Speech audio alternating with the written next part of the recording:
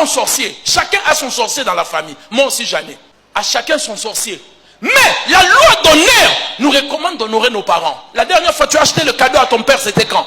Tu viens me donner l'offrande ici. C'est bien. Je suis un père spirituel. Mais ton père biologique ou ta mère biologique, est-ce que tu prends soin de lui ou d'elle?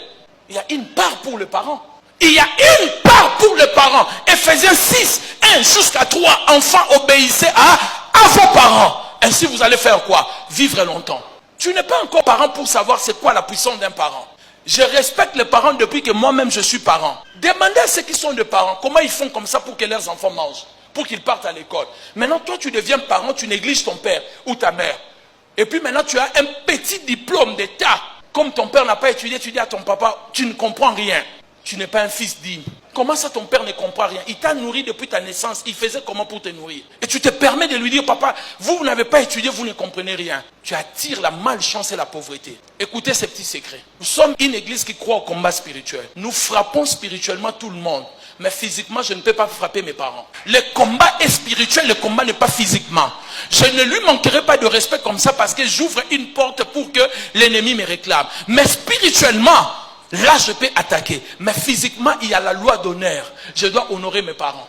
Est-ce que vous donnez des offrandes? La dernière fois, tu as acheté la chemise à ton papa. Même aller rendre visite à ton père. Il n'y a pas un jour. Si vous remarquez, quand je finis les cultes, si mon papa est là, je donne une enveloppe. Des fois, ce n'est pas beaucoup d'argent. Mais je donne toujours. Parce que je sais qu'il ne dira rien. Mais le fait de le faire, le ciel voit cela.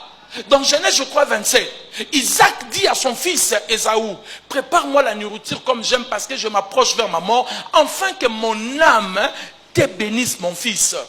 Est-ce que l'âme de ton père, de ta mère t'a béni avant de partir? Vous êtes un fils méchant, une fille méchante. Ta mère est morte avec ta souffrance. Parce que tu ne l'écoutais pas, tu ne l'obéissais pas, tu ne prenais pas soin de ta mère. Moi, ma mère est décédée, elle m'a béni. J'ai failli rater la bénédiction. Ma défunte mère, j'arrive à Paris.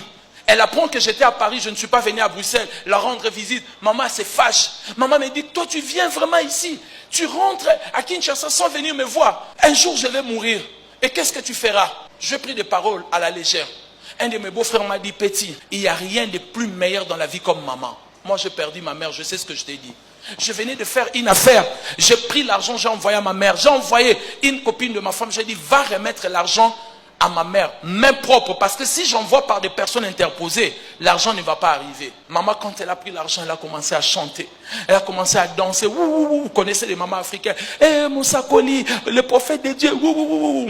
Maman m'a béni. C'était la dernière fois que j'ai entendu la voix de ma mère. Après quelques mois, elle a fait l'accident cardiovasculaire. Elle est partie au coma. Elle est ressortie, elle est tombée encore. Jusqu'à sa mort, elle me regardait, elle voulait dire quelque chose. Je le regardais quand elle voulait parler. Ses yeux communiquaient, mais les paroles ne sortaient pas. Mais heureusement, j'avais reçu ma bénédiction. Dites-moi ce que vous faites pour vos parents. L'une des voies qui va te faire sortir de la pauvreté, c'est la manière dont tu honores tes parents. Le fait de parents, tu fais quoi? Est-ce que ton père a un souvenir de toi, de cette année? Noël est passé, le fait de l'anniversaire de ton père, tu fais quoi?